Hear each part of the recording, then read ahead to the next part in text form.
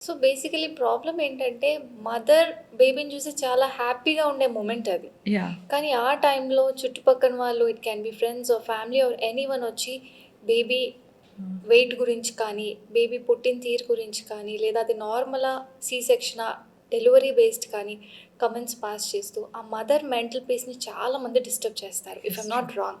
Yeah! That's true. Actually ఈ మధ్య పోస్ట్‌పార్టమ్ యాంగ్జైటీ ఎక్కువైంది. Yeah! That is what I observe in my clinic too. I see all mothers anxious. ఆ first year of పేరెంటింగ్‌లో I see every mother is very anxious. And most of the questions they ask are like మా baby colour తగ్గిపోయింది. ఫస్ట్‌లో colour ఉండేది. మా చుట్టాలందరూ రంగు తగ్గిపోయింది అంటున్నారు. సోప్ ఏం యూజ్ చేయాలి అని అడుగుతారు.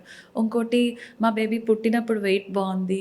ఫిఫ్త్ మంత్ దాకా చబ్బీగుంది. ఇప్పుడు సన్నగా అయిపోతుంది. చబ్బీగా అవ్వటానికి ఏమన్నా మెడిసిన్స్ హడావిడిగా ఇవ్వండి. సాలిడ్ స్టార్ట్ చేసేయాలా? అన్నప్రాసన యాహ్! చేసేయాలా? Yeah! And multiple suggestions like మాటలు రాటానికి వసపోయండి, హనీ ఇవ్వండి, తేనె నాకిచ్చేయండి. తేనె నాకిచ్చండి.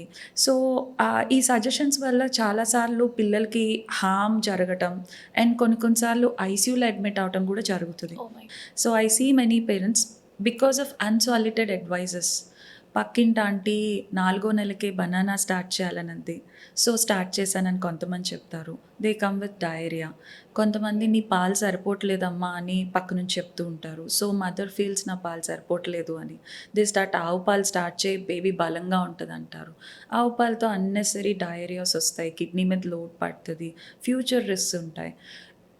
ఇవన్నీ తెలియక మదర్ ఆ యాంగ్జైటీ స్టేట్‌లో ఉన్నప్పుడు listening to all the unsolicited advices they definitely feel anxious and they do that. దానివల్ల చాలా కాంప్లికేషన్స్ వస్తూ ఉంటాయి.